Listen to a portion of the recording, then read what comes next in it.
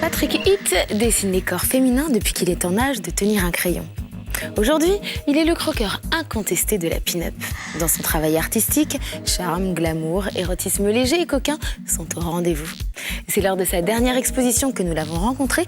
Il se confie sur son travail avec humour et malice. Personne n'est insensible au charme de la pin-up, et sûrement pas Patrick Hitt, le spécialiste français.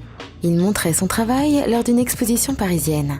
La pin-up, cette belle plante qu'on a l'habitude de voir accrochée au calendrier, est apparue aux États-Unis dans les années 20. Mais elle ne cesse de se réinventer.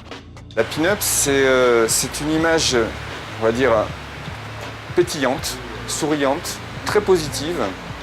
C'est un peu une petite fée qui exauce les souhaits, où elle a un côté érotique, mais sans jamais tomber dans la vulgarité. C'est pas une femme facile, la pin-up.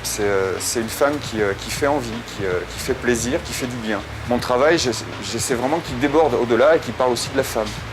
Dans sa féminité actuelle, dans tout ce qu'il peut y avoir d'important et de touchant, dans tout ce qui est lié au rôle, à l'humanité de la femme actuelle. N'est pas pin-up qui veut, elle doit répondre à des critères physiques et même psychologiques bien précis.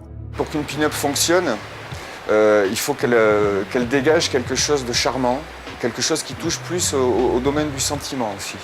Le problème du mot pin-up maintenant, c'est qu'il a été énormément galvaudé et qu'on fait passer dans de la pin-up quelque chose qui n'en est pas vraiment. Parce qu'effectivement, au niveau du sentiment, il faut qu'il y ait aussi quelque chose qui passe. Il faut qu'on soit touché aussi dans le cœur.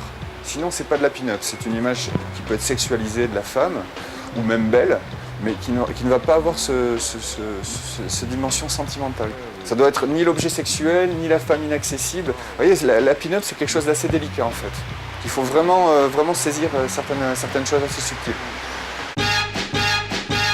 Amoureux de la féminité, l'artiste a modernisé la pin-up. Il dessine les femmes et les corps, mais pas n'importe lesquels. Le canon que j'essaie de mettre au point et de développer, c'est des belles plantes, ça c'est clair. J'aime beaucoup les femmes bien plantées, bien en chair, je suis plutôt amoureux de ça. Avec le temps, le travail de Patrick Hitt a évolué. Il réinvente la pin-up pour la rendre plus que jamais attrayante aux yeux de tous. C'est parti d'une image très érotique, mais j'essaie vraiment maintenant, avec les années, de toucher à des choses plus fines, tout en gardant cette dimension érotique, parce qu'elle est fondamentale. Il y a vraiment quelque chose de maintenant de plus intérieur, effectivement, qui naît de la présence aussi, qui me touche beaucoup. Juste avec un peu de peinture et un peu de dessin, on puisse arriver à ce que les gens soient touchés, et soi-même, quand on le peint, d'un seul coup, il y a quelqu'un en face. Et ça, je trouve que c'est quelque chose de mystérieux. On peut passer sa vie, je crois, en tant que peintre, à s'émerveiller devant ce mystère.